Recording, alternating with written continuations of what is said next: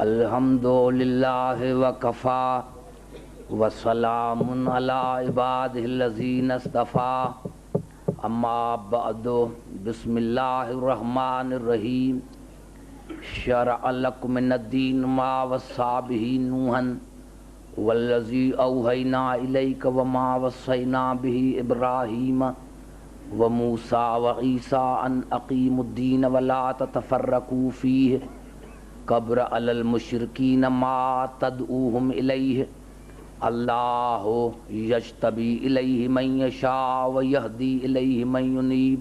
صلوات پڑھیں۔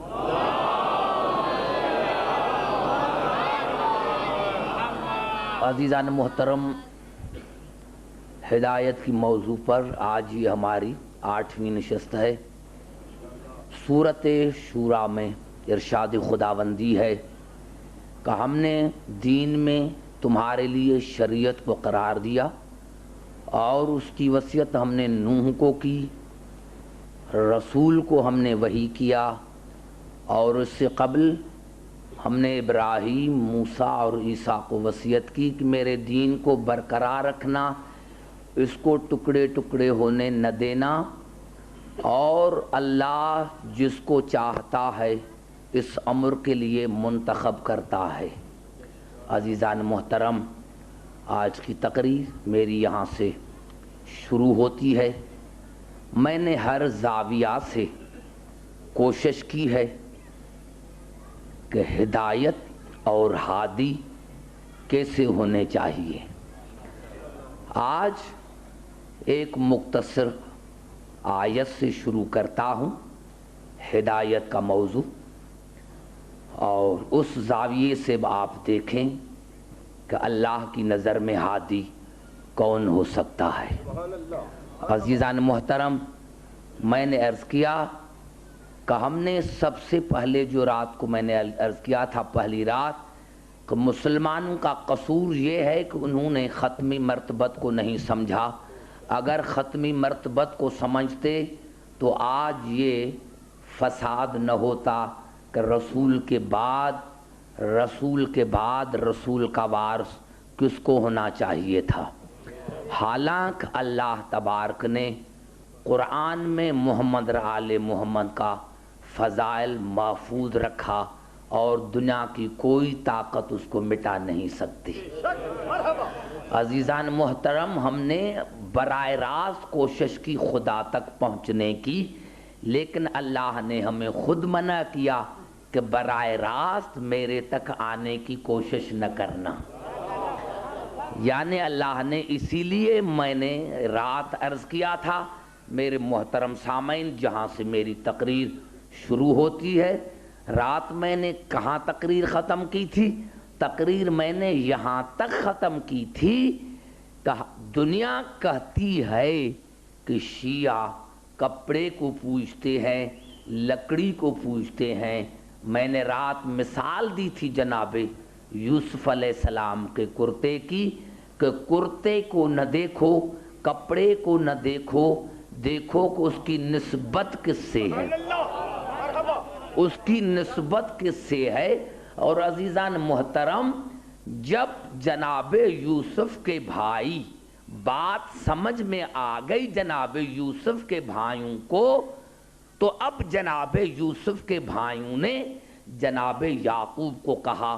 سورۃ یوسف میں ارشاد ہوا، قالوا یا ابا نستغفر لنا ذنوبنا انا کنا خاطئین، بابا ہم بڑے گنہگار ہیں، بابا ہم بڑے گنہگار ہیں، خدا کو کہیں کہ ہمارے گناہ بخشیں۔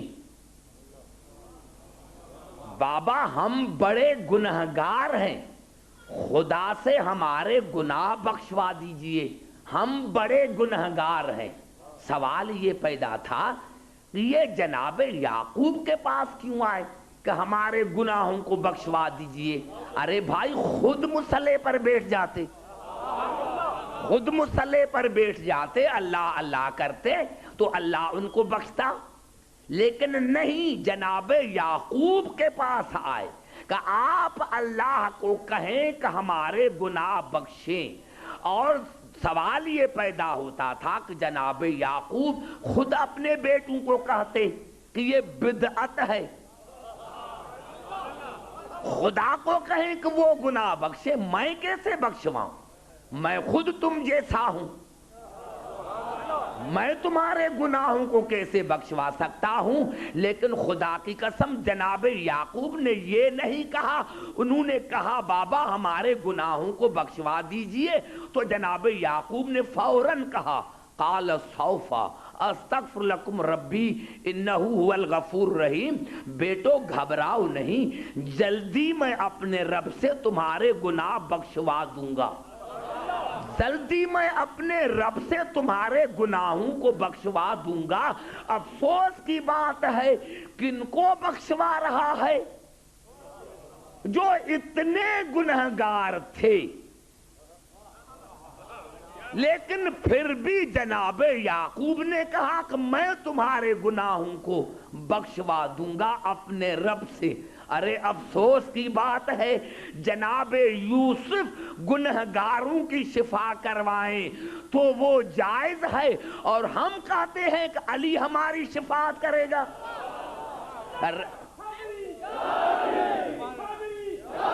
لیکن ایک بات جناب یعقوب نے جو کہی وہ ہے غور طلب، کہ میں تو گناہ بخشواؤں گا، لیکن جس کا آپ نے گناہ کیا ہے اس کے پاس جاؤ. سارے بات کرو تو آگے چلوں. اور قبلہ جناب یوسف کے پاس آئے اور کہا قالوا تاللہ لقد آثرک اللہ علینا. بھائی خدا کی قسم اللہ نے آپ کو ہم پر فضیلت عطا کی ہے. بھائی خدا کی قسم اللہ نے آپ کو ہم پر فضیلت عطا کی ہے. ان کننا لخاطئین، ہم بڑے گنہگار ہیں، ہمارے گناہ بخش کر. وہاں جناب یعقوب کو کہا تھا تو خدا سے بخشوا دیجئے، یہاں خود جناب یوسف کو کہہ رہے ہیں کہ مجرم آپ کے ہیں. بڑا نکتہ کہنا چاہتا ہوں، ہمارے گناہ بخشیں، ہم تمہارے گنہگار ہیں، تمہارے گنہگار ہیں، ہمارے گناہ بخش دیجئے. اور اللہ نے آپ کو ہم پر فضیلت عطا کی ہے، ہمارے گناہ بخشیں ہمارے. ہو سکتا تھا کہ جناب یوسف کہتے کہ جاؤ اللہ سے معافی مانگو، لیکن یہ نہیں کہا. جب کہا کہ ہم تمہارے مجرم ہیں، ہم تمہارے گنہگار ہیں، ہمارے گناہ بخشیں، تو کہا قال اللہ تثریب علیکم اليوم، جاؤ میں نے تمہارے سارے گناہ معاف کیے، جاؤ میں نے تمہارے سارے گناہ معاف کیے. یغفر اللہ لکم، اللہ بھی تمہیں معاف کرے گا. جب میں نے معاف کیے ہیں تو اللہ بھی معاف کرے گا. اب کیا پتا چلا؟ پتا یہ چلا کہ اگر کوئی ہادی کا گنہگار ہے، کوئی موسوم کا گنہگار ہے، تو پہلے موسوم بخشے. اگر موسوم نہیں بخشتا تو خدا نہیں بخشے گا. اب جاؤ صحیح بخاری کو دیکھو کہ کون ہے موسوم کے مجرم. اگر موسوموں نے اس کو معاف کیا ہے تو ہم بھی کریں گے. ارے جب موسوم معاف نہیں کرتا تو ہم کیوں معاف کریں؟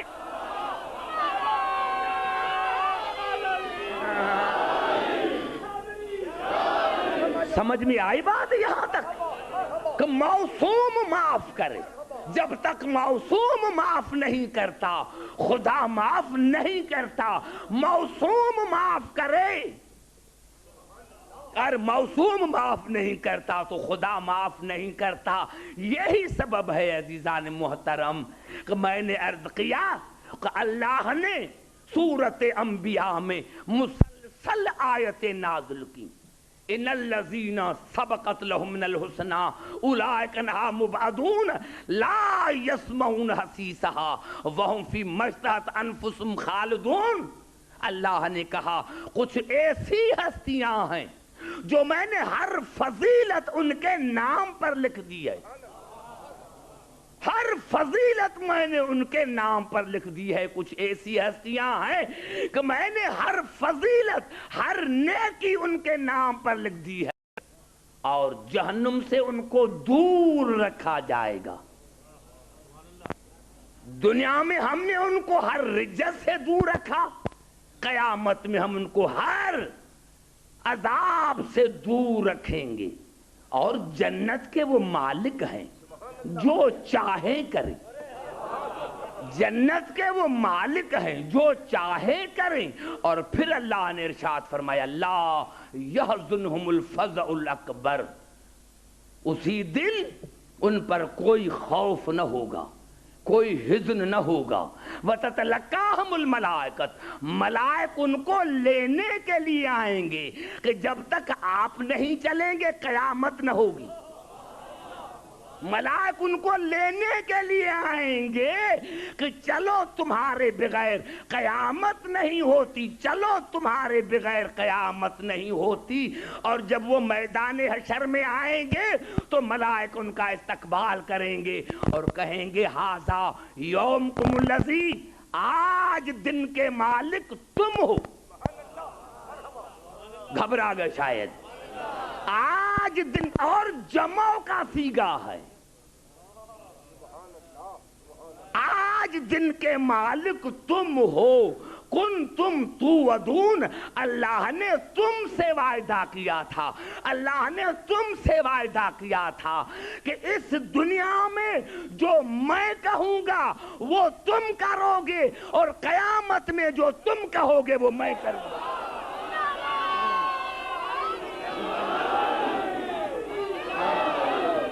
سمجھ میں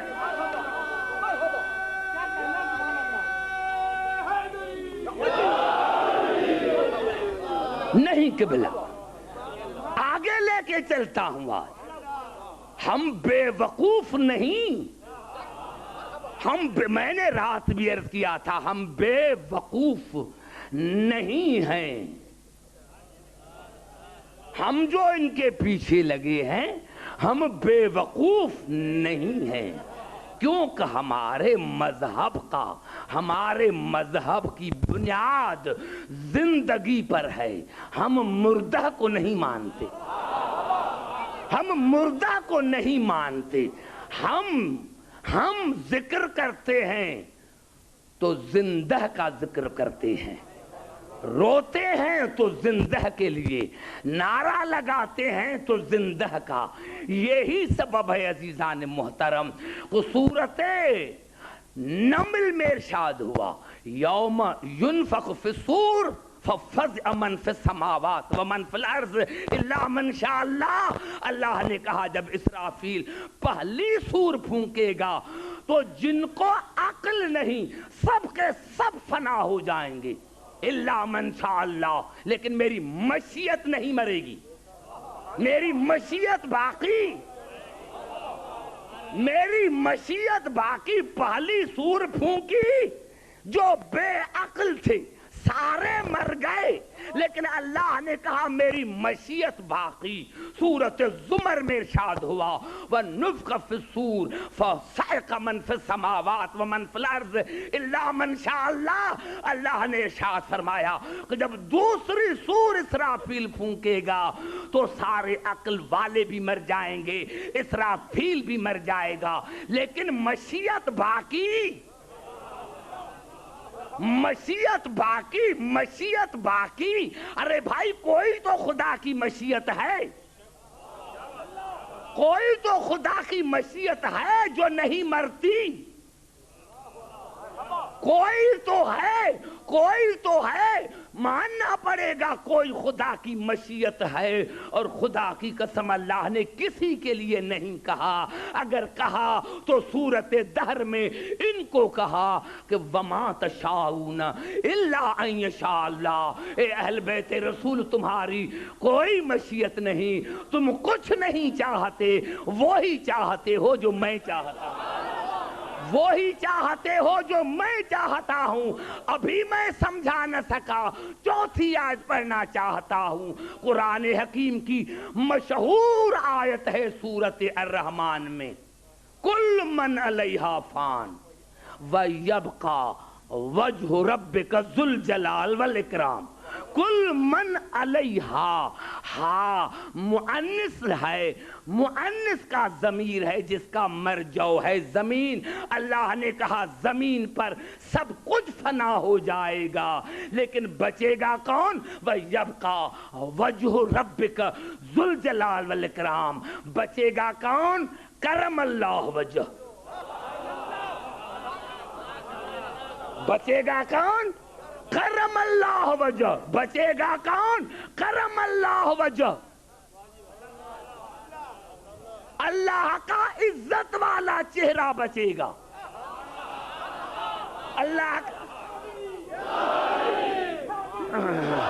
اللہ کا عزت والا چہرہ بچے گا، کرم اللہ وجہ بچے گا، کرم اللہ وجہ بچے گا۔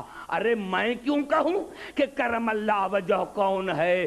کل جمعے کا دن ہے، جاؤ مسلمان خطبہ پڑھیں گے، جب اور کے نام لیں گے تو رضی اللہ تعالی عنہ کہیں گے، جب علی کا نام لیں گے تو بے ساخت کرم اللہ وجہ کہیں گے۔ آج پتا چلا کہ سارے مردہ ہیں، علی زندہ۔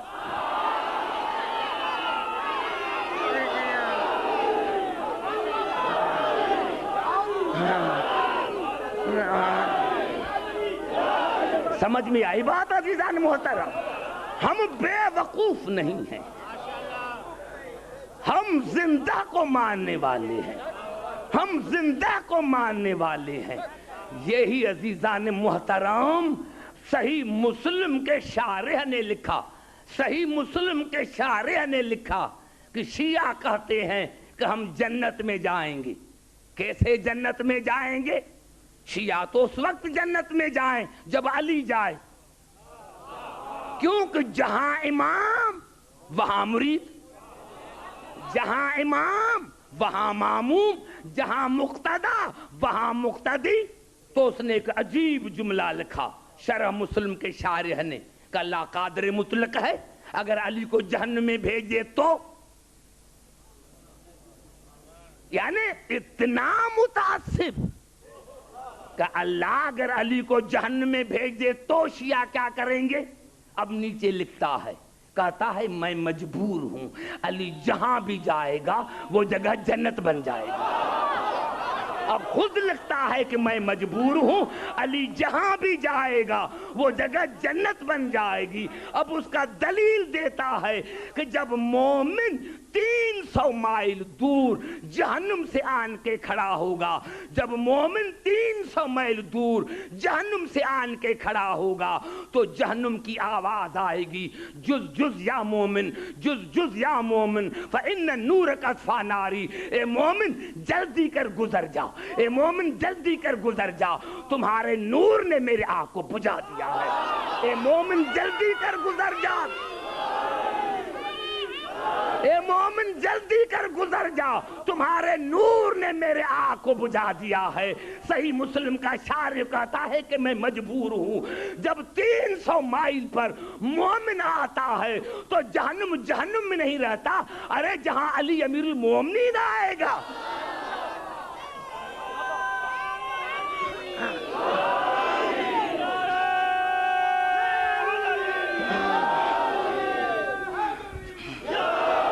سمجھ میں آئی بات عزیزان محترم؟ ہے پوری توجہ میری گفتگو پر؟ عزیزان محترم میں کیا کروں، یہ قرآن حکیم کے الفاظ ہیں، گھبرا نہ جانا، پوری کوشش کرتا ہوں سمجھانے کے لیے، اسی لیے ایک باقی 2 تقاریر رہ گئی ہیں۔ یہ الفاظ ہیں سورۃ اعراف کے، ان الارض للہ یورثھا من یشاء من عبادہ۔ یہ زمین اللہ کی ہے، یہ زمین اللہ کی ہے، لیکن اللہ نے کہا جس بندے کو، جس عبد کو میں چاہتا ہوں اس کو وارث بناتا ہوں، وارث میں بناتا ہوں۔ زمین میری ہے۔ بھائی گھبرا تو نہیں گئے؟ ٹائم لگ جائے تھوڑا سا تو گھبرانا نہیں۔ اللہ نے کہا زمین میری ہے، لیکن اپنے بندوں میں سے، اپنے عبد میں سے جس کو میں چاہوں اس کو وارث بناتا ہوں۔ اب دنیا بتائے رسول سے زیادہ کوئی بڑا عبد ہے؟ پتا چلا کہ رسول تو وارث ہے زمین کا یا نہیں؟ گھبرا گئے شاید، ہے نا وارث۔ لیکن اللہ نے سورت انبیاء میں ارشاد فرمایا وَلَقَدْ قَتَبْنَا فِي الزَّبُورِ مِن بَعْدِ الذِّكْرِ أَنَّ الْأَرْضَ يَرِثُهَا عِبَادِيَ الصَّالِحُونَ۔ بس میں نے زبور میں طے کر دیا ہے، میں نے زبور میں طے کر دیا ہے۔ کیا طے کر دیا ہے؟ وَلَقَدْ قَتَبْنَا فِي الزَّبُورِ مِن بَعْدِ الذِّكْرِ، میں نے یہ طے کیا ہے کہ رسول کے بعد، ذکر کے بعد، رسول کے بعد ان الارض یرثها عبادی الصالحون، میں نے یہ فیصلہ کر دیا ہے کہ رسول کے بعد اس پوری زمین کے وارث میرے صالح بندے ہوں گے۔ میں نے بڑا جملہ کہا، شاید آپ کو سمجھا نہ سکا۔ پہلے رسول، رسول کے بعد صالح بندے، صالح بندے۔ ارے یہ کون ہے صالح بندے؟ تمہاری نظر میں نہیں آتا، کہتے روزانے ہو، لیکن سمجھ میں آئے تو مانو۔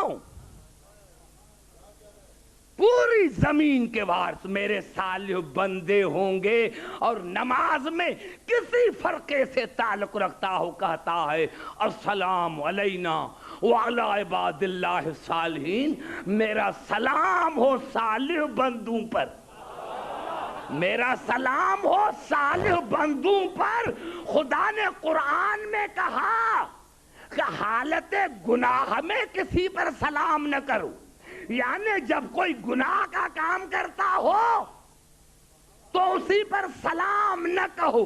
اور خدا نے کائنات کو ایسا بنایا ہے کہ کہیں فجر کی نماز ہے، کہیں ظہرین کی نماز ہے، کہیں مغربین کی نماز ہے، یعنی 24 گھنٹہ اس کائنات میں نمازیں پڑھی جاتی ہیں، اور ہر ایک کہتا ہے السلام علینا وعلی عباد اللہ الصالحین، یعنی جن پر سلام تم بھیجتے ہو وہ ایسے تو پاک ہیں کہ 24 گھنٹہ ان پھیر کر بتانا کہ وہ بے عیب ہیں، وہ معصوم ہیں۔ تو بتاؤ وہ کون ہے؟ معلومات جس طرح رسول بے عیب ہے، صالح بندے بھی ایسے ہونے چاہیے جس طرح رسول معصوم ہے۔ اگر آپ کے پاس ہے کوئی تو بتاؤ، اور اگر نہیں ہے تو ہمارے پاس آؤ۔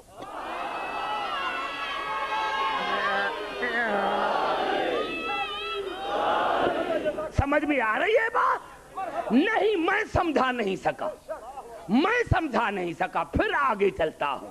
یہ آیت یہاں تک ختم نہ ہوئی، آیت آگے چلی۔ قرآن حکیم کی یہی فصاحت اور بلاغت ہے کہ ایک آیت کا جواب اللہ دوسری آیت میں دیتا ہے۔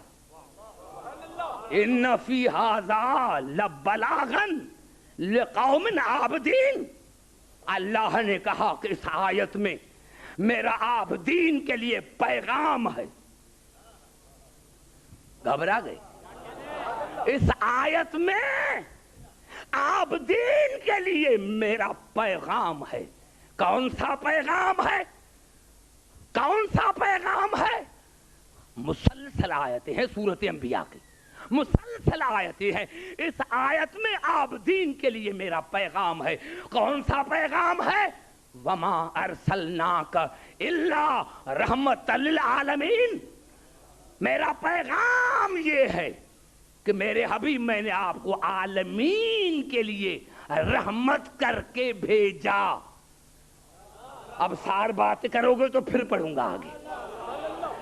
میں نے تمہیں عالمین کے لیے رحمت بنا کر بھیجا، عالمین کی طرف رحمت بنا کر بھیجا، عالمین کی طرف رحمت بنا کر بھیجا۔ آیت ختم نہیں ہوئی، آگے چلی۔ قل انما میرے حبیب کہہ دو قل انما یوحا الیہ انما الہکم الہ واحد فہل انتم مسلمون. میرے حبیب کہہ دو کہ اللہ ایک ہے. آپ اعلان کریں میری وحدانیت کا، آپ اعلان کریں میری وحدانیت کا، آپ اعلان کریں. ارے پورے قرآن میں اللہ نے اپنی وحدانیت کا اعلان نہیں کیا. جب بھی کہا تو رسول کو قل هو اللہ احد.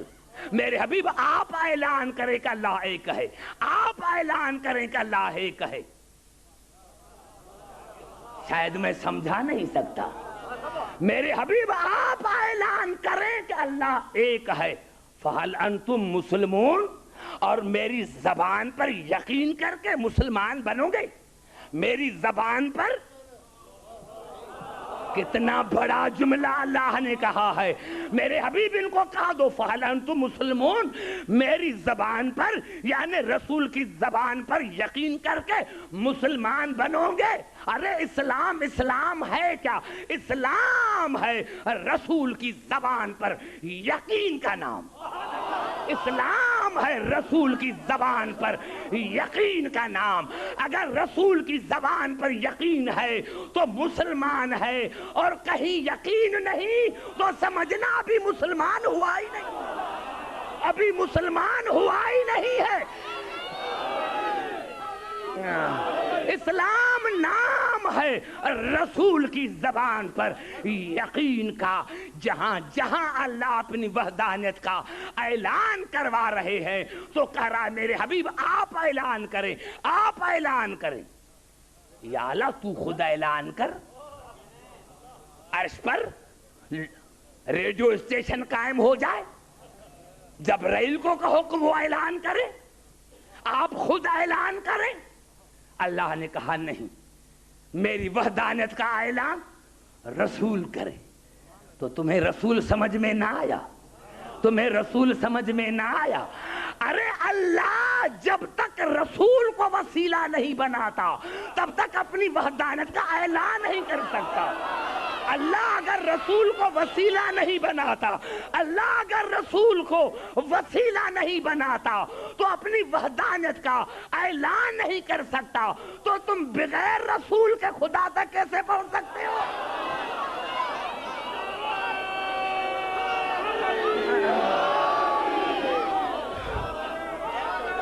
نعرہ حیدری.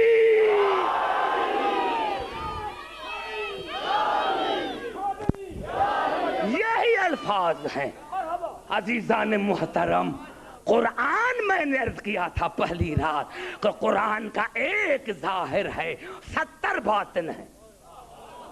قرآن کا ایک ظاہری ترجمہ کر لیا. گھبرا تو نہیں گئے؟ ظاہری ترجمہ تم نے قرآن کا کر لیا. ارے قرآن کا ایک ظاہر ہے، 70 باطن ہے. اب قرآن رسول عالمین کے لیے رحمت. اب دیکھو اللہ نے سمجھایا کس طرح ہے. خدا کی قسم اگر یہ میں مثال آپ کو سمجھا سکا تو سمجھوں گا کہ میں نے کامیاب اشرا پڑھا. یہ الفاظ ہیں سورت الفرقان کے. وَهُوَ الَّذِي أَرْسَلَ الرِّيَاحَ بُشْرًا بَيْنَ يَدَيْ رَحْمَتِهِ وَأَنزَلْنَا مِنَ السَّمَاءِ مَاءً طَهُورًا. اللہ نے کہا خدا وہ ہے جو پہلے ہواؤں کو بھیجتا ہے. خدا وہ ہے جو پہلے ہواؤں کو بھیجتا ہے کہ جاؤ جا کر خوشخبری دو کہ ہمارے پیچھے رحمت آ رہی ہے. اب میں دیکھوں کس قدر مجھے فالو کرتے ہو. خدا وہ ہے جو پہلے ہواؤں کو بھیجتا ہے کہ جاؤ جا کر خوشخبری دو کہ ہمارے پیچھے رحمت آ رہی ہے. وَأَنزَلْنَا مِنَ السَّمَاءِ مَاءً طَهُورًا. جب ہوائیں خوشخبری دیتے ہیں تو پھر اپنی بارش، پھر اپنی رحمت برساتے ہیں. اللہ نے بارش کو رحمت کہا. سارے بولو تب آگے چلوں گا. سورج نکل کر آئے گا توجہ چاہ رہا ہوں، سمجھا آپ نے میں نے کہاں بات کی؟ آج کے مسلمان کہتے ہیں، ہم کہتے ہیں شیعہ کہ رسول سب سے پہلے تھا نہ تھا تو یہ تھا،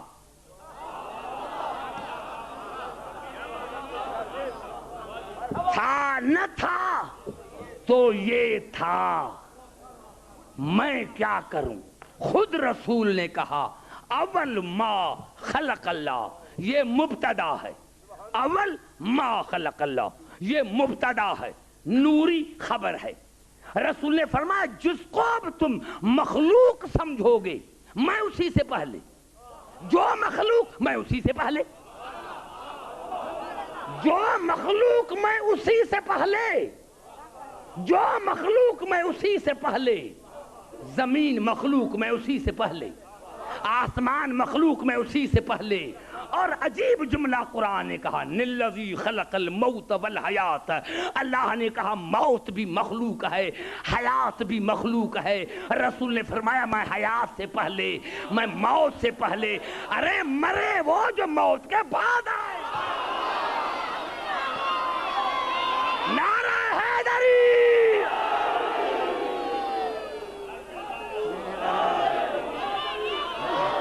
مرے وہ،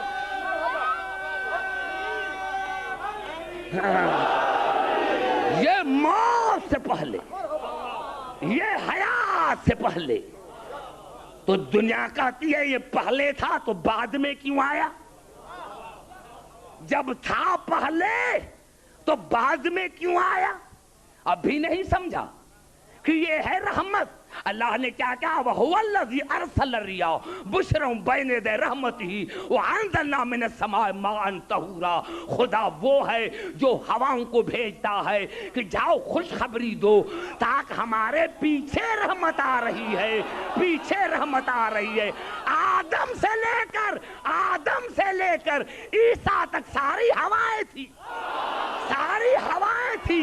ہر نبی آیا اپنی امت کے پاس کہ ہمارے پیچھے رسول آ رہا ہے، ہمارے پیچھے رسول آ رہا ہے۔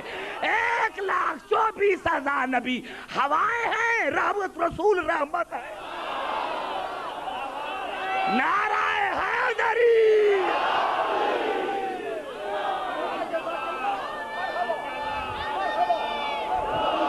نعرہ حیدری۔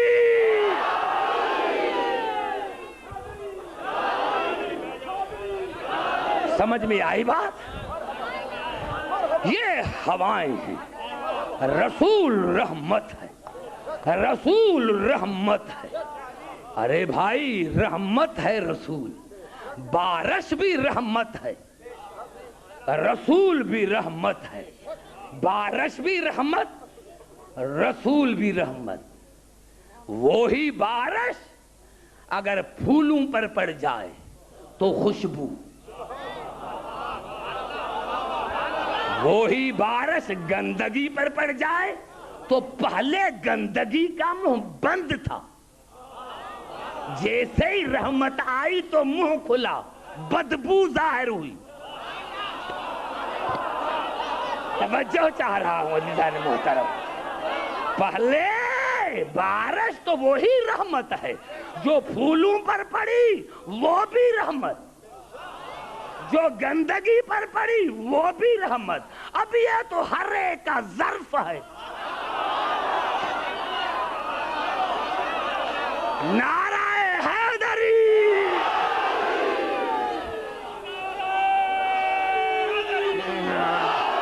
اب یہ تو قبلہ ظرف ہے، ہر ایک کا ظرف ہے۔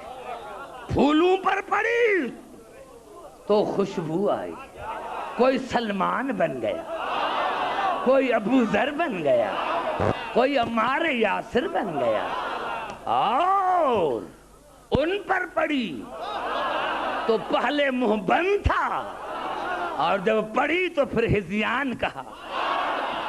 ہاں پہلے منہ بند تھا۔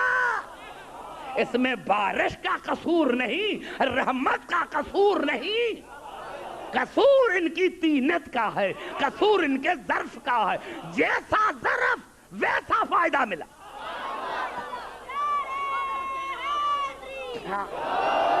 یہی ہے، مجھے 4 حدیثیں پڑھنے دو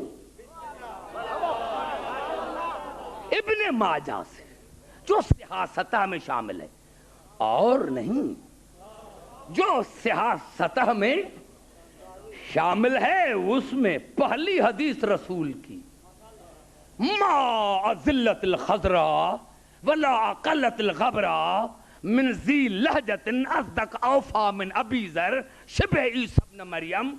رسول نے فرمایا کہ میں نے زمین اور آسمان کے درمیان ابو ذر سے زیادہ کسی کو صادق نہیں پایا، کسی کو وفادار نہیں پایا۔ اور رسول نے فرمایا اگر عیسیٰ کی زیارت کرنی ہو تو میرے ابو ذر کی زیارت کرو، اگر عیسیٰ کی زیارت کرنی ہو تو میرے ابو ذر کی زیارت کرو۔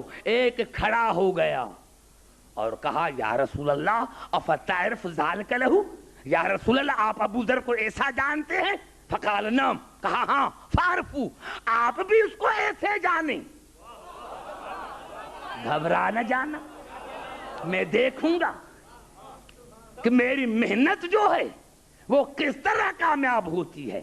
کس نے فرمایا؟ رسول نے ابو ذر کے لیے کہ میں نے زمین اور آسمان کے درمیان ابو ذر سے زیادہ کسی کو نہ صادق پایا نہ وفادار پایا، اور اگر کسی کو عیسیٰ دیکھنا ہو تو میرے ابو ذر کو دیکھے۔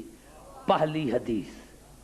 دوسری، السلمان منا اہل البیت، سلمان اہل بیت کا ہے، ہمارا ہے، سلمان اہل بیت کا ہے۔ یہاں کہتا کافی ہے؟ نہیں، من عرفہ کان مومنن، جس نے سلمان کو پہچانا وہ مومن ہے، ومن انکرہ کان کافرا، جس نے سلمان کو نہیں پہچانا وہ کافر ہے۔ توجہ چاہ رہا ہوں، بڑا لطف آئے گا۔ جس نے سلمان کو پہچانا مومن، جس نے سلمان کو نہیں پہچانا وہ کافر۔ تیسری حدیث ابن ماجہ کی، یا عمار الحق معک، عمار حق آپ کے ساتھ ہے، تقتلک الفئۃ الباغیہ، آپ کو ایک باغی ٹولہ قتل کرے گا۔ 3 حدیثیں، اور چوتھی جس کی راوی ام المومنین ہے، ما رأیت احدن برسول اللہ فی قیامها وقودها من فاطمہ بنت رسول اللہ۔ بی بی فرماتی ہے کہ کردار میں، گفتار میں، رفتار میں میں نے بطول سے زیادہ رسول کے مشابہ کسی نہیں دیکھا۔ کلما اذا کانت دخلت علی النبی، جب بھی آتی تھی، جب بھی آتی تھی، فقام الیہا، تو رسول کھڑے ہو جاتے تھے، فقبلہا، پیشانی پر بوسہ دیتے تھے، واجلسہا علی مجلسہ، خود کھڑے ہو جاتے تھے اور بطول کو جگہ دیتے تھے۔ یہ 4 حدیثیں ہیں ابن ماجہ کی۔ کیا معنی، کیا مقصد؟ مسلمانوں کے سر پر قرآن رکھو کہ یہ جو حدیثیں ہیں ان کا مقصد کیا ہے۔ میرے دوستوں سارے پڑھے لکھے ہو، اسی لیے میں نے یہ بات چھیڑ دی ہے آج۔ 4 حدیثیں میں نے اسی لیے پڑھی ہے۔ اور مسلمانوں کے سر پر قرآن رکھو کہ ابن ماجہ میں ہیں تو ان کا مقصد کیا ہے؟ میرے دوستوں، میرے بزرگوں، میرے نوجوانوں، یاد رکھو رسول نے ابو ذر کی تعریف کر کے، عمار کی تعریف کر کے، سلمان کی تعریف کر کے، بطول کا استقبال کر کے دنیا کو بتایا کہ یہ 4 علی کی امامت کی علامتیں ہیں، تو کتنے خاموش ہو گئے؟ یعنی دماغ میں بات بیٹھ جاتی، یہ 4 علی کی امامت کی علامتیں ہیں، یہ 4 علی کی امامت کی علامتیں ہیں۔ مسلمانوں، میں دنیا سے چلا جاؤں تو لڑنا نہیں، ابو ذر کو دیکھو، ابو ذر کو دیکھو کہ ابو ذر کس کی بیعت کر رہا ہے، کیونکہ یہ ابو ذر کی نہیں عیسیٰ کی بیعت ہے۔ نعرہ حیدری!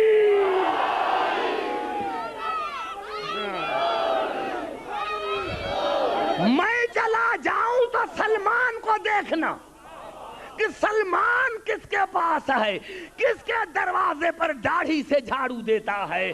ارے میں چلا جاؤں تو عمار کو دیکھنا کہ عمار کس کے پاس ہے, اور میں چلا جاؤں تو بطول کو دیکھنا کہ کس کی عزت کر رہی ہے, کس سے نفرت کر رہی ہے.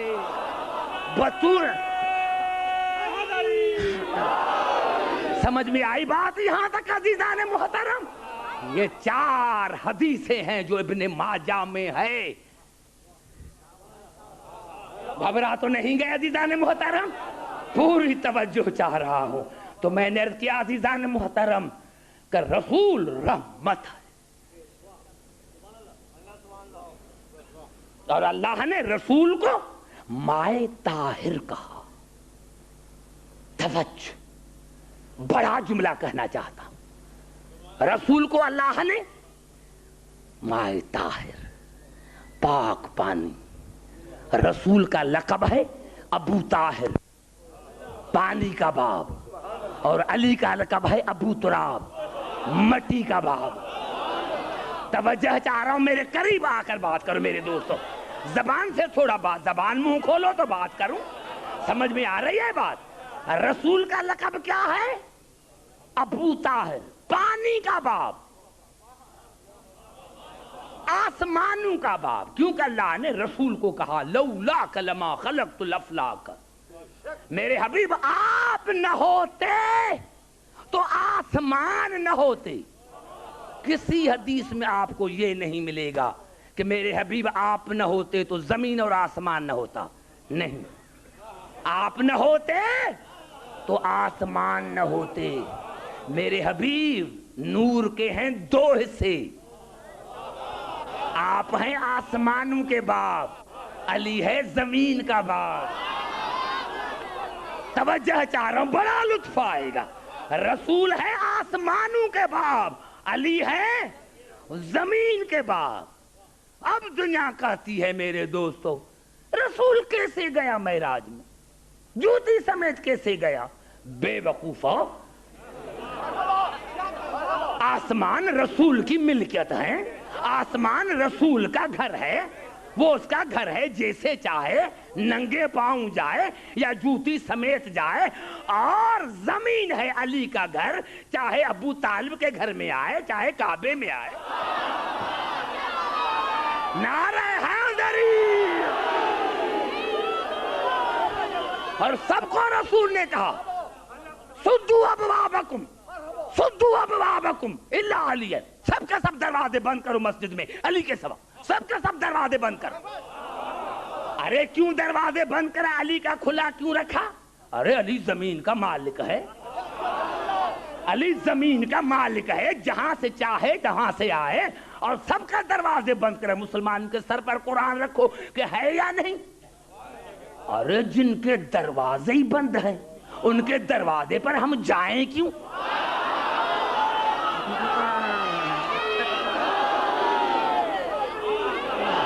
جن کے دروازے کی بلا بند ہیں.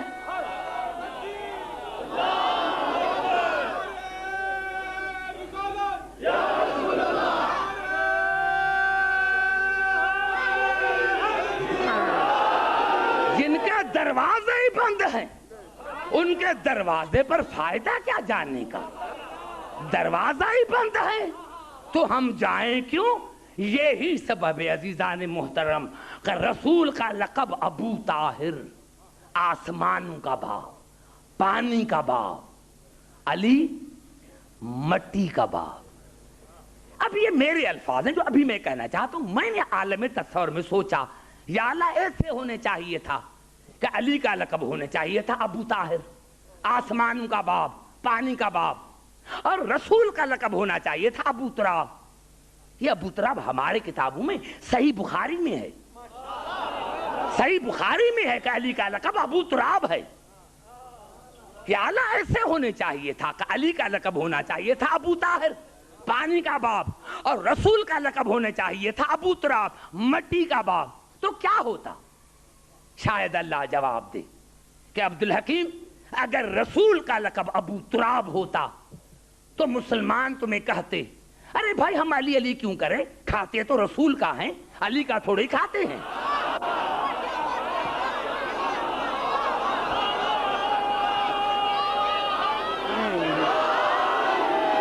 سمجھ میں آئی بات؟ شاید ایسے کہتے کہ بھائی رسول ہے زمین کا باپ، تو ہم کھاتے تو رسول کا ہے، علی کا تھوڑے ہی کھاتے ہیں۔ اللہ نے کہا اسی لیے میں نے علی کا لقب رکھا ابو تراب، کہ یہ مٹی کا باپ ہے، جو پانی نکلتا ہے وہ علی کی ملکیت، جو پانی نکلتا ہے وہ علی کی ملکیت، جو کھاتے ہو وہ علی کی ملکیت، جس پر چلتے ہو وہ علی کی ملکیت، اور جس کو سجدہ کرتے ہو وہ علی کی ملکیت، جس کو سجدہ کرتے ہو علی کی ملکیت ہے۔ تو اللہ نے مسلمانوں کو بتایا کہ مسلمانوں کھاتے بھی علی کا ہو، پیتے بھی علی کا ہو، چلتے بھی علی کی ملکیت پر ہو، سجدہ بھی علی کی ملکیت کو کرتے ہو، اور پھر بھی علی علی نہ کرو تو تم سے زیادہ نمک حرام کوئی ہے ہی نہیں۔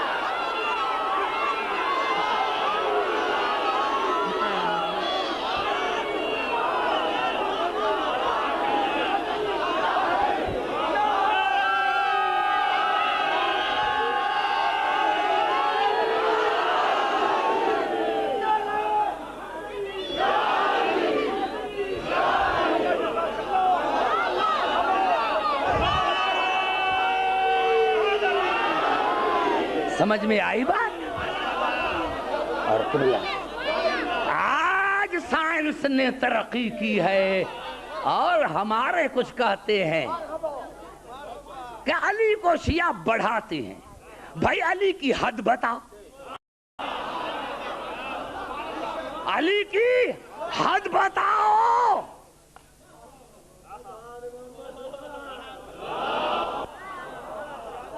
یہاں تیل نکلتا ہے، یہاں سونا نکلتا ہے، اور اللہ نے خود قرآن میں کہا ان تعدوا نعمت اللہ لا تحصوها، میں نے تمہیں اتنی نعمتیں عطا کی ہیں جس کا تم احسان نہیں کر سکتے۔ یعنی اللہ نے زمین پر اتنی اللہ نے ہمیں نعمتیں عطا کی ہیں تو کوئی اس کا احسان نہیں کر سکتا زمین پر۔ جب آج تک ہم نے تراب کو نہیں سمجھا تو ابو تراب کو کیا سمجھیں گے؟ جب آج تک ہم نے تراب کو نہیں سمجھا، اور اللہ کو غصہ کیوں آیا تھا؟ حالانکہ اللہ غصے سے پاک ہے۔ میں نے عرض کیا تھا کہ 3 مصدریں ہیں، استفا، اجتبا، ارتضا۔ ارتضا چننا، مرضی کے لیے چننا۔ گھبرا تو نہیں گئے؟ توجہ ہے نا میرے محترم؟ مرضی کے لیے چننا، مرضی کے لیے چننا، اور یہی سبب ہے میرے محترم سامعین کہ اللہ نے قرآن میں کہا سورۃ حامیم سجدہ میں سنریہم آیاتنا فی الآفاق وفی انفسہم، ہم ان قریب تمہیں اس آفاق میں دنیا میں نشانیاں دکھائیں گے، اور تمہارے وجود میں بھی، تمہارے وجود میں بھی، تمہارے وجود میں جہاں جہاں آواز جا رہی ہے علماء کرام موجود ہیں۔ افسوس کی بات ہے کہ دیر سے پہنچے۔ 2-3 جملے کہنا چاہتا ہوں، ورنہ تقریر تو میں نے ختم کی تھی، لیکن علماء کرام کی موجودگی میں 2-3 جملے کہنا چاہتا ہوں کہ وجود میں بھی یہی سبب ہے کہ اللہ نے جب انسان کے لیے کہا تو ارشاد ہوا وَلَقَدْ خَلَقْنَا الْإِنسَانَ مِنْ سُلَالَةٍ مِّن طِينٍ ثُمَّ جَعَلْنَاهُ نُطْفَةً فِي قَرَارٍ مَّكِينٍ ثُمَّ خَلَقْنَا النُّطْفَةَ عَلَقَةً فَخَلَقْنَا الْعَلَقَةَ مُضْغَةً فَخَلَقْنَا الْمُضْغَةَ عِظَامًا فَكَسَوْنَا الْعِظَامَ لَحْمًا ثُمَّ أَنشَأْنَاهُ خَلْقًا آخَرَ فَتَبَارَكَ اللَّهُ أَحْسَنُ الْخَالِقِينَ۔ مٹی، نطفہ، علقہ، مضغہ، ہڈیاں، گوشت، ثم انشأنا خلقا آخر، اور پھر اللہ نے دوسرے طریقے سے انسان کو پیدا کیا۔ یہاں روح کا ذکر نہیں، یہاں روح کا ذکر نہیں، بوتے کا ذکر ہے۔ ایک جملہ کہہ دوں، اللہ کا، یعنی یہ ظرف ہے، یہ ظرف ہے۔ وَيَسْأَلُونَكَ عَنِ الرُّوحِ، آپ سے پوچھتے ہیں کہ روح کیا ہے؟ قُلِ الرُّوحُ مِنْ أَمْرِ رَبِّي، کہہ دو کہ روح امر ربی ہے۔ روح امر، اب دو ملے آپس میں، ہر چیز کو ظرف کی ضرورت ہے، روح مظروف ہے۔ زبان سے باتیں کرو تو آگے چلے۔ روح مظروف ہے، جسم ظرف ہے، دونوں۔ میرے دوستو، اللہ کا تعلق روح سے ہوتا ہے کہ روح رہے۔ ہو سکتا ہے کہ کبھی روح کو غیرت آ جائے اور مجھے سجدہ کرے، یعنی روح مظروف ہے، ہر شے کو ضرورت ہے ظرف کی۔ نبوت کو بھی ضرورت ہے ظرف کی، ولایت کو بھی ضرورت ہے ظرف کی۔ یہی سبب ہے جو دنیا کو محمد آل محمد سمجھ میں نہیں آیا۔ اللہ اعلم حیث یجعل رسالت، میں خدا سب سے زیادہ جانتا ہوں کہ رسالت کو کہاں قرار دوں، رسول کو نہیں۔ میں خدا سب سے زیادہ جانتا ہوں کہ رسالت کو کہاں رکھوں، رسالت کو کہاں قرار دوں۔ کیا مانے؟ انبیاء کے جو جسم ہیں وہ ظرف ہیں، رسالت، امامت، ولایت یہ مظروف ہیں۔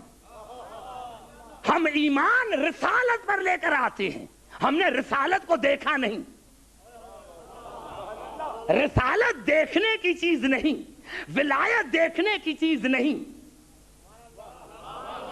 ہم ایمان لے کر آتے ہیں رسالت پر، ولایت پر، امامت پر۔ ارے رسالت ہے مظروف، انبیاء کے جسم ہیں ظرف نہیں۔ میں آپ کو سمجھا نہ سکا، پھر مثال دیتا ہوں۔ ہے کوئی ایسا مسلمان جو کہے کہ رسالت نجس ہے؟ رسول سے عیب نکالیں گے، رسالت سے نہیں۔ توجہ چاہ رہا ہوں، اگر یہ دو باتیں سمجھ میں آ جائیں۔ ارے ایمان سے بتاؤ، تم قرآن کہاں رکھتے ہو؟ جو پاک چیز ہو، پاک چیز پر رکھتے ہو، پاک جگہ پر رکھتے ہو۔ اور اگر اس کو کپڑا بھی لپیٹنا چاہتے ہو تو پاک، کیونکہ کپڑا ہے ظرف، جگہ ہے ظرف۔ کیا میں سمجھاؤں تمہیں؟ نہیں سمجھ میں آیا؟ ارے تمہیں قرآن کے لیے خیال ہے کہ جہاں رکھے وہ پاک ہو، جو کپڑا اوڑھے وہ پاک ہو، تو جس جگہ اللہ نے رسالت کو رکھی ہوگی وہ گندگی ہوگی۔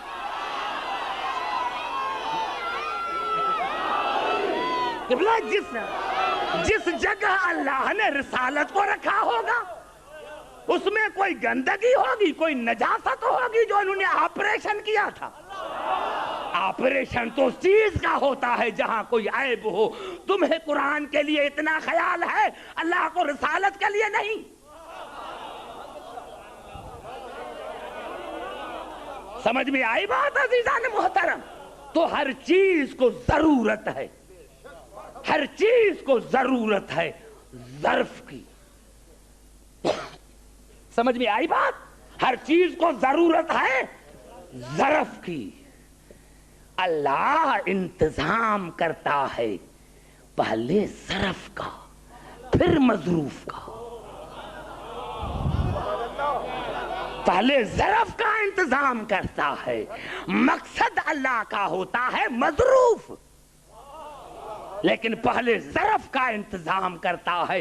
یہی سبب اللہ نے کیوں کہا تھا جناب ابراہیم اور اسماعیل کو وَعَهِدْنَا إِلَىٰ إِبْرَاهِيمَ وَإِسْمَاعِيلَ أَن طَهِّرَا بَيْتِيَ لِلطَّائِفِينَ وَالْعَاكِفِينَ وَرُكَعِ السُّجُودِ. ہم نے وعدہ لیا ابراہیم اور اسماعیل سے کہ میرے گھر کو پاک رکھو, میرے گھر کو پاک رکھو, میرے گھر کو پاک رکھو.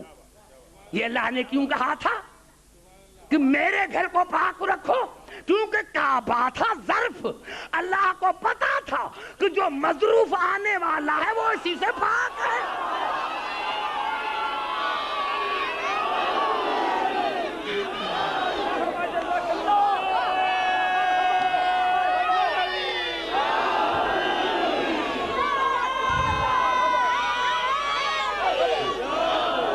سمجھ میں آئی بات؟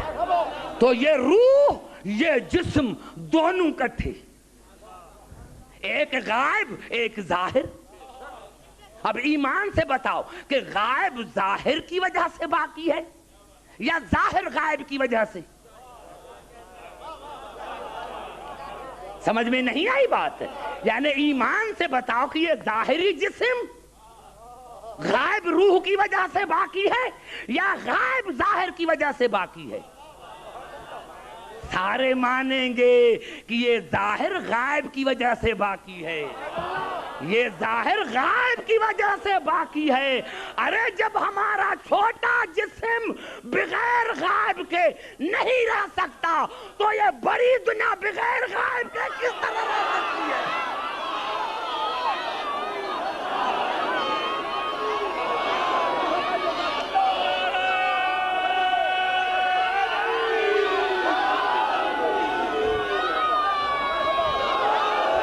اور سمجھ میں آ گئی بات؟ اور اس غائب کی تعریف کیا ہے؟ یہاں دبئی میں سوئے کبھی دیکھ رہے ہو کبھی دیکھ رہے ہو کہ پاکستان میں گھوم رہے ہیں, کبھی دیکھ رہے ہو کہ لندن میں گھوم رہے ہیں. یہ لندن میں کون گیا ہے؟ یہ لندن میں امر ربی گیا ہے, یہ جو گھوم رہا ہے. لیکن یہاں آپ کو مچھر نے کاٹا فوراً پہنچ گیا. ارے یہ روح تو امریکہ میں تھا, یہ روح تو لندن میں تھا, فوراً تمہیں مچھر نے کاٹا اور روح پہنچ گیا.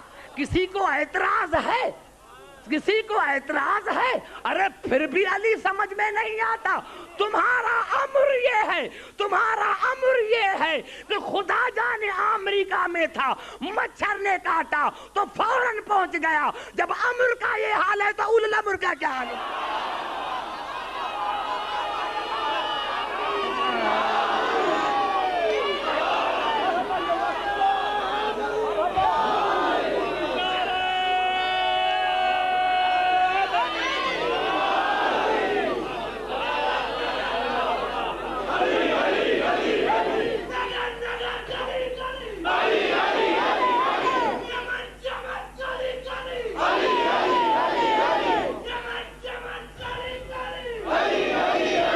یہی سبب ہے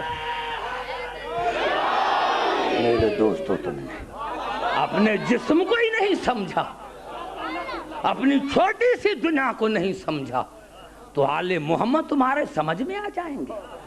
نہیں, میں نے کیا یہی سبب ہے کہ رسول کا لقب ہے ابو طاہر اور علی ہے ابو تراب. وہ پانی کا باپ, یہ مٹی کا باپ. میں نے کیا کہ قرآن کا ایک تو ظاہر ہے, 70 باطن ہے. تم نے باطن کو سمجھا ہی نہیں. اسی لیے تو اللہ نے کہا کہ جب نماز کے لیے تیار ہو تو پانی سے وضو کرو, پانی سے وضو کرو. فلم تجدو ماءن, اگر پانی نہ ملے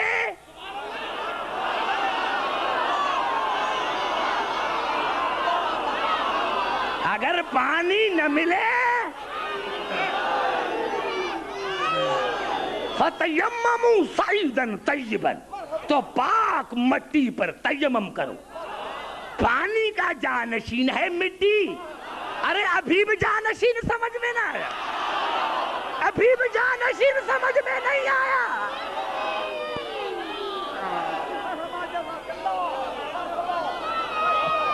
نعرہ حیدری.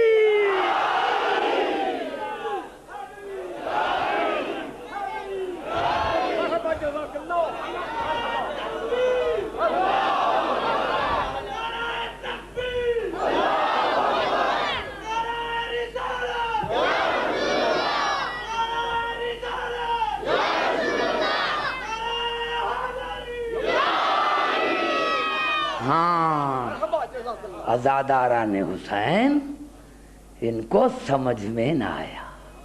اگر سمجھ میں آتا, میں نے عرض کیا تھا کہ ان کو دین اسلام مفت میں مل گیا,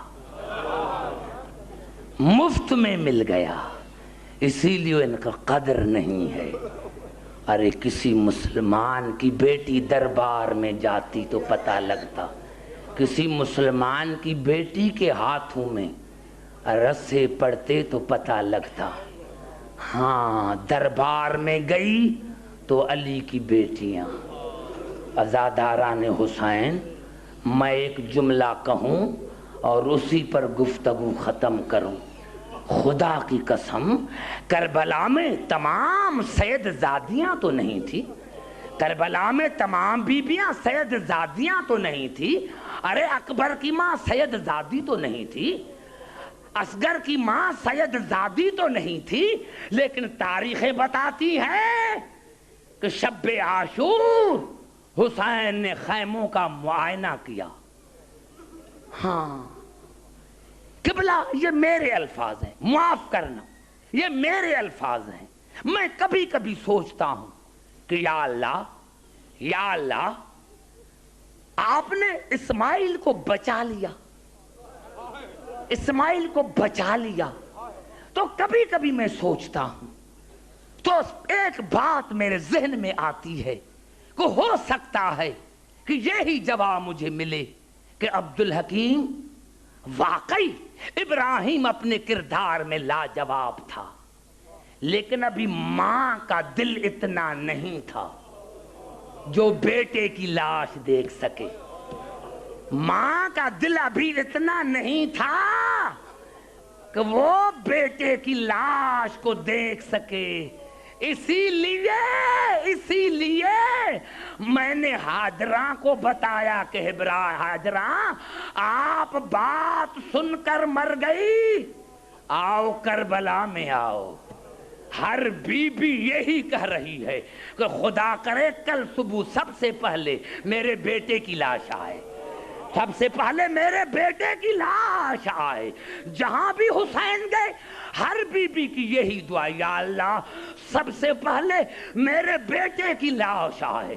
اور وہی حسین جب رباب کے خیمے کے دروازے پر آئے, ہاں عزاداران حسین حالت دیکھی کہ بی بی رو رہی ہے اور کہہ رہی ہے ہاں میری قسمت, ہاں میری قسمت. حسین نے پوچھا رباب قسمت کو رو رہی ہو؟ کہا مولا کل ہر بی بی اپنا بیٹا قربان کرے گی, میرا بیٹا تو گھٹنوں پر بھی چل ہی نہیں سکتا. مولا اگر گھٹنوں پر چل سکتا تو میں اس کو کربلا کے میدان میں خود لے کے جاتی.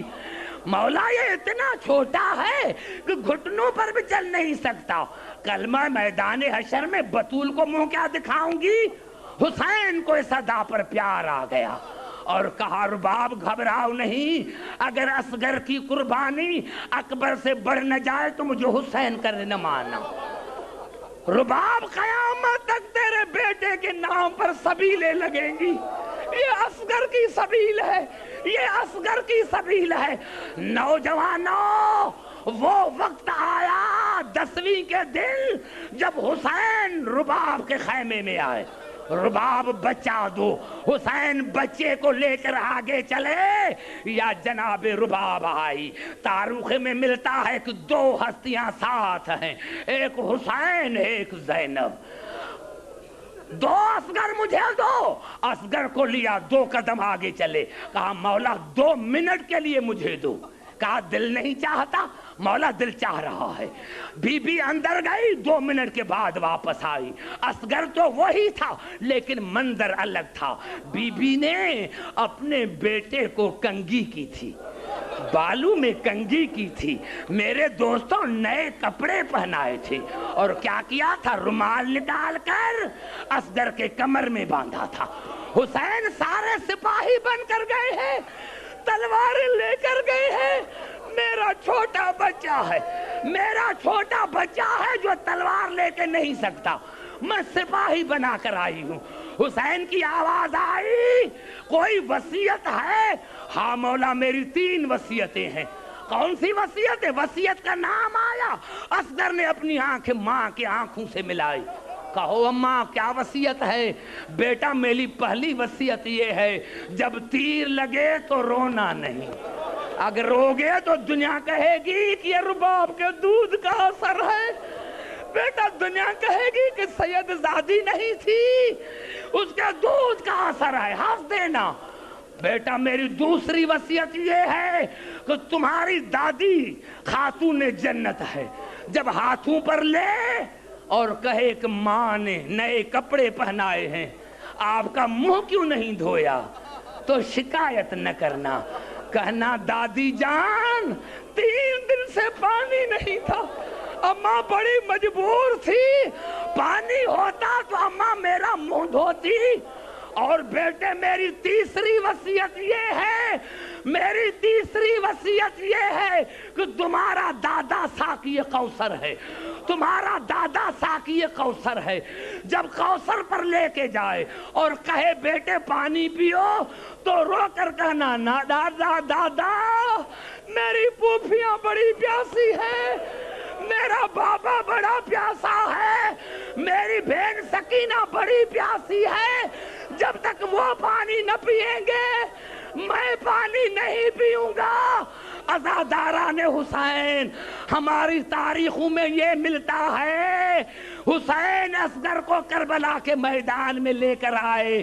ہاں عزاداران حسین، حرملے کے پاس جو تیر تھا وہ اصغر کے وزن سے کہیں زیادہ تھا، جیسے ہی شہزادے کو تیر لگا تو اصغر بابا کے ہاتھوں پر بیٹھ گئے اور منہ کیا خیموں کی طرف۔ مقصد یہ تھا امی میں ہنس رہا ہوں، امی میں رو نہیں رہا ہوں، امی میں ہنس رہا ہوں۔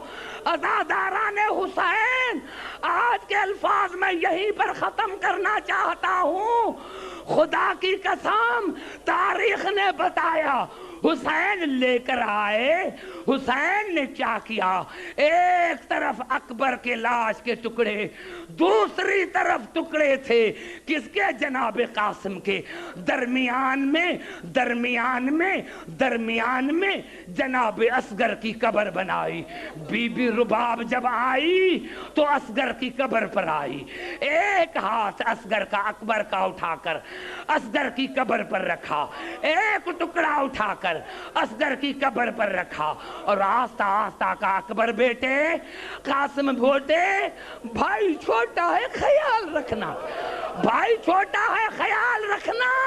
عزاداران حسین، جناب رباب وہاں سے چلی، حسین کے لاش پر آئی، ٹھنڈا سانس بھر کے کہا مولا کیا کروں، مدینہ ہوتا تو کفن پہناتی، مولا ہاتھ بندھے ہوئے ہیں، مولا اگر ہاتھ بندھے ہوئے نہ ہوتے تو بالوں کا سایہ کرتی، مولا سر پر چادر نہیں ہے، مولا نہ کفن دے سکتی ہوں نہ سایہ کر سکتی ہوں، لیکن ایک وعدہ کرتی ہوں کہ مولا ساری زندگی نہ ٹھنڈا پانی پیوں گی نہ سائے میں بیٹھوں گی، مولا ساری زندگی نہ سائے میں بیٹھوں گی نہ ٹھنڈا پانی پیوں گی۔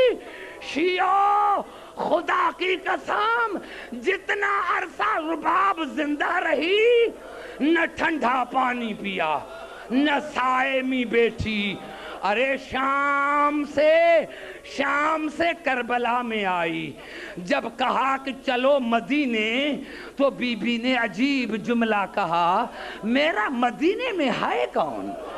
میرا مدینے میں ہے کون اور جس کے لیے چلوں؟ امام کے حکم سے مدینے میں آئی. بہت عرصہ گزر گیا.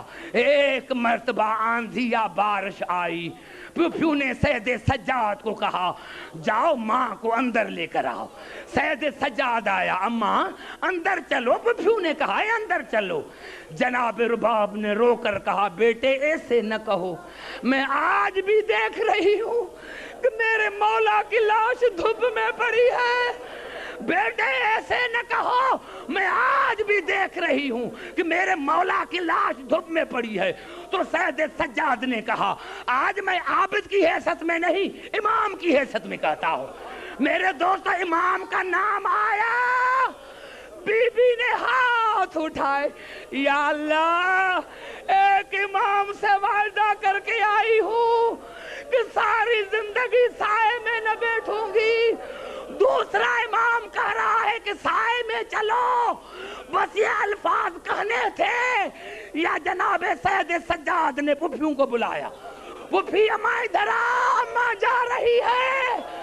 پھوپھی اماں ادھر آؤ اماں جا رہی ہے. سید سجاد نے کہا ہاں ماں جا رہی ہو. بیٹے تمہارے امامت کی گواہی دے کر جا رہی ہوں لیکن ایک کام کرنا ٹھنڈے پانی سے غسل نہ دینا. اللہ لعنت اللہ علی القوم.